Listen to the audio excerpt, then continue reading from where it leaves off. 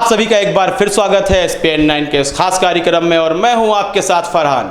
जब लीडर ही बेवकूफ़ हो, जब लीडर ही हिंसात्मक हो तो उसकी जनता कैसी होगी, यह सोचने वाली बात है। और इस सब बातों से आप वाकिफ़ भी हैं कि लीडर बेवकूफ़ है तो जनता ही बेवकूफ़ होगी।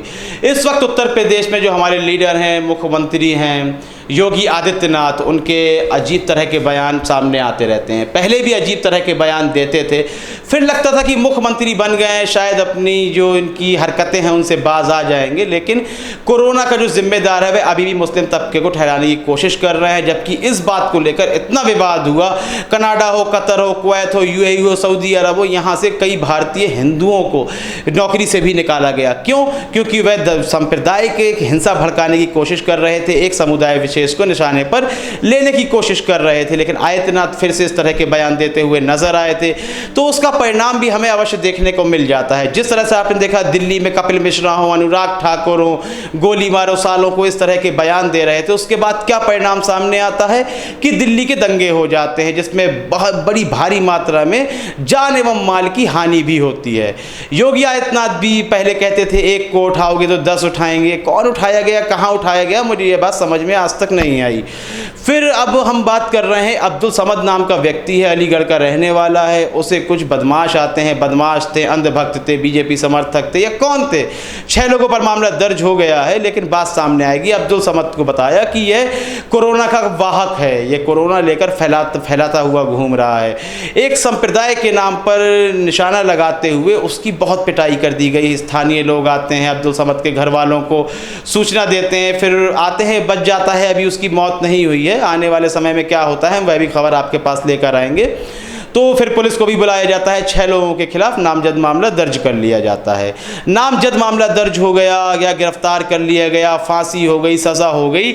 हमें मतलब इस बात से नहीं है, मतलब इस बात से है कि उत्तर प्रदेश को गुंडागर्दी भरी सरकार कहा जाता था जब अखिलेश यादव का दौर था।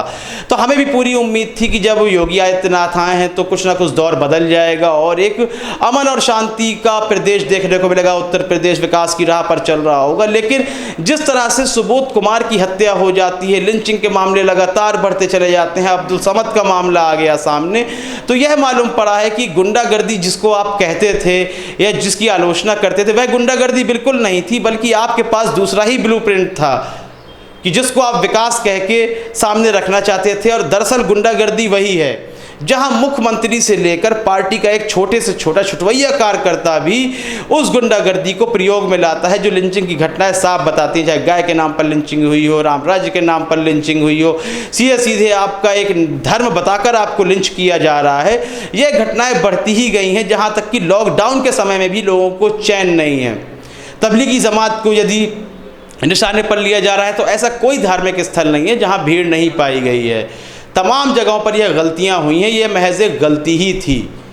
यदि आप कहते हैं कि इसकी वजह से कोरोना पूरे भारत में फैल गया है तो ऐसे बहुत से राज्य हैं, गुजरात को ही ले लीजिए, वहाँ तो आपने बहुत सारी छूट नहीं दी थी, वहाँ तो आपकी ही सरकार है, विजय रूपाणी कुशल ढंग से सरकार चला रहे हैं, फिर वह कैसे अव्वल नंबर पे गुजरात भी आ जाता है, मध्य प्रदेश भी आ जाता है। यह सोचने वाली बात है और हमारी जनता की प्रतिक्रिया बहुत ही ज़्यादा महत्वपूर्ण है। हमारे व्यूअर्स लगातार प्रतिक्रिया दे सकते हैं कॉमेंट सेक्शन में। कार्यक्रम को लाइक करें, ज़्यादा से ज़्यादा शेयर करें और चैनल को सब्सक्राइब करना बिल्कुल भी ना भूलें। तब तक के लिए इजाज़त दीजिए, धन्यवाद।